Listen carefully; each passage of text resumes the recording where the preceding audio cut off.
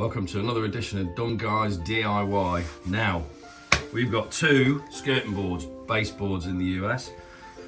Somebody's contacted us and said they're having a bit of a nightmare. How do you make this angle here? So, simple way. Remember, this is for DIY guys, okay? Simple way. Put that in there. Okay, put that in there. Obviously the skirting boards are already on. But what you want to do is you want to measure the two skirting boards, the distance between them. And I'll show you a little trick, it's got to be accurate.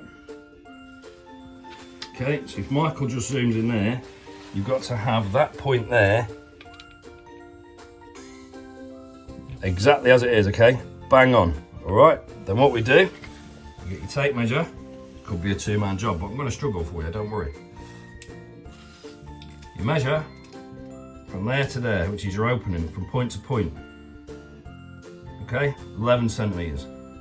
So what you do, divide that by 2, and then you take the measurement from there to there, measurement from there to there, draw a line to that point, draw a line to that point, and then cut it. I'm going to show you right now. Follow me, Michael. Okay, so we're outside now, suffering in the cold for you guys. As long as this helps you out, I'm happy with that. So we measure 5.6 centimeters, 56 mil from the edge, from the bottom edge, don't forget. And we measure inwards on both of the pieces of skirting board or baseboard. You go from that measurement there, all the way to that corner, okay? Draw your line. There you go, that's the line you want to follow, that's your angle. And that's how you work that out. What we'll do is we'll cut this now. You don't have to watch us cut it, because that's the boring part. There you go.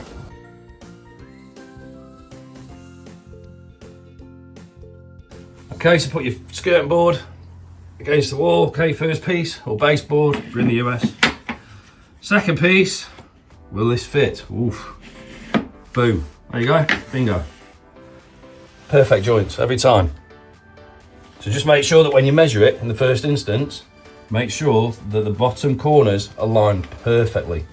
It's no good having one there and one there, because when you measure the gap between the two at the top, it'll be a different measurement, okay? Don't forget to like and subscribe if we've helped you out. I'm hoping this has helped somebody. If you've got any problems that you can't solve or proving a little bit tricky, get in touch. Drop us a direct message on the YouTube channel. We'll make a video, we'll bring it to you. Thank you very much for watching.